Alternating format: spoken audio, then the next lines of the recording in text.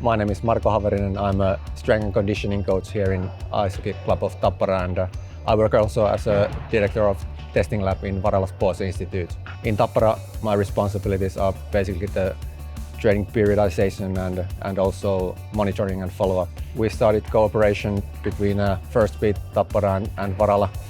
It was back in 2015, I believe.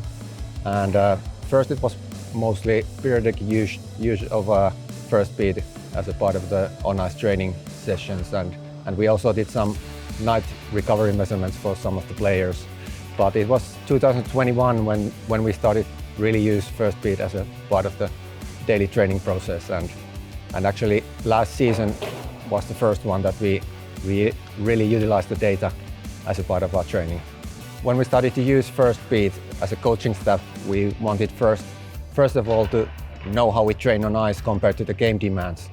So what we did is that we basically broke down every on-ice training session and every drill and compared to that the game demand, and really it has helped us as a coaching staff to periodize the training on ice compared to the heavy schedule of games during the in-season. In a player's perspective, we try to make sure that every player is well enough recovered before the games, and also we want to make sure that players are training hard enough on ice to build that resilience and improve those physical qualities, especially ice hockey specific physical qualities on ice. So that's the main thing. We want to make sure that the stress recovery state is well enough balanced during the in-season.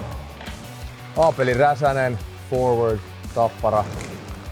Been using Firstbeat for I think this is my 5th season, and it's been really helpful on my career. There's a lot of advantages for using Firstbeat. First of all, workouts, we can see how hard workouts are, and coaches can monitor our workload, fatigue. I think seeing how workouts and games affect the workload and fatigue is the biggest one. Then we can adjust things in our practices and know where all the individuals are going.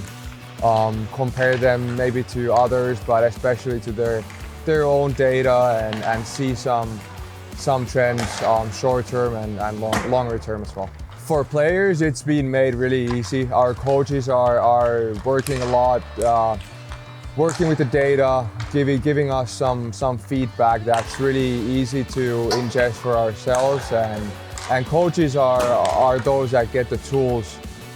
Us players, it's mostly just feedback and more just food for thought, but it's really helpful still to see how certain things affect in the everyday working, and how especially games and load management and when we have to travel, how those kind of things work into the balance of recovery and working out hard.